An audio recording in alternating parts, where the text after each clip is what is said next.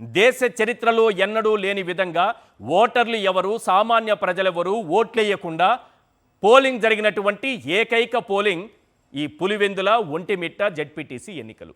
ఒక్కసారి ఓటు హక్కు కోల్పోయి ఓటేయడానికి వెళితే తరిమి కొడితే ఆ బాధ ఎలా ఉంటుందో, మహిళలు ఏం మాట్లాడుతున్నారో ఒక్కసారి వారి మాటలను వినండి. విన్న తరువాత ఎక్కడో అధికారంలో పైన కూర్చొని విర్రవేగుతున్న వాళ్లకు దీని మాటల నుంచి, ఆ మహిళ ఆవేదన నుంచి సమాధానం లభిస్తుందో లేదో చూద్దాం ప్లీజ్.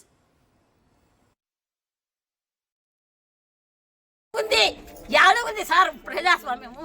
ఎందుకు మీరు ఇట్లా ఓట్లు ఎవరైనా వేస్తారు, ఎవరైనా గెలుస్తారు, పిల్లలు కాదు ముండలు గెలుస్తారు. ఎందుకు పెట్టాలా? ఉంది యాదవుంది సార్ ప్రజాస్వామ్యము.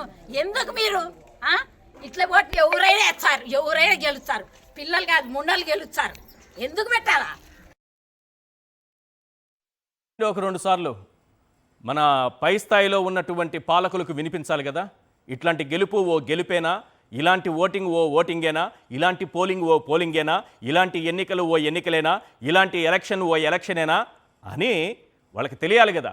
మళ్ళీ వేయండి. ఎవరైనా గెలుస్తారు.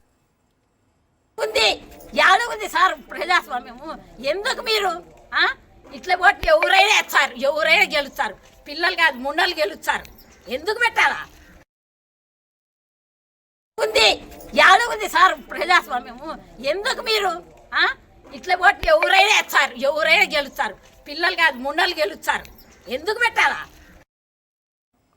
ఇప్పుడు ఈ టీడీపీ నాయకులు ఒకవేళ గెలిస్తే, ఈ రిగ్గింగ్లు చేసి ఒకవేళ గెలిస్తే ఈ కానుకను ఆమె చెప్పారు కదా, ఈ కానుకను తీసుకెళ్ళి టీడీపీ పెద్దలకు ఇస్తారట, అంటే వాళ్ళ అధినాయకులకు ఇస్తారట. ప్రజాస్వామ్యమే సిగ్గుపడే స్థితికి మనం దిగజారిపోయాం. ఈరోజు ఓటు ఎవరేశారు?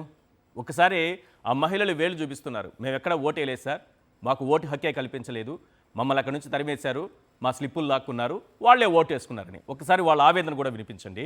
పైన కూర్చున్నారు కదా ఇద్దరు, వారిద్దరికి కూడా వినిపిస్తుంది. పైన కూర్చున్న మన పాలకులు వాళ్ళిద్దరికి వినిపించాలి. ఒకసారి అది కూడా చూపించండి.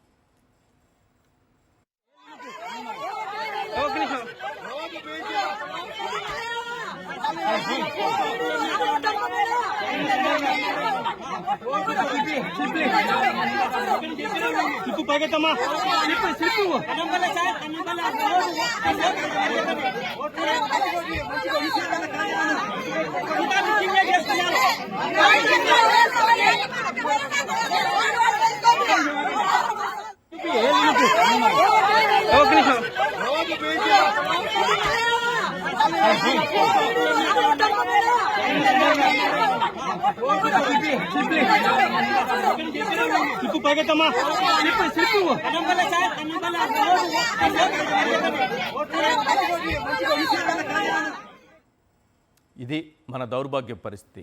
ఓటు హక్కు కలిగినటువంటి వాళ్ళు ఎవరో కూడా అక్కడ ఓటేయలేదు. ఎన్నికలు మాత్రం ప్రశాంతంగా ముగిసిపోయాయి.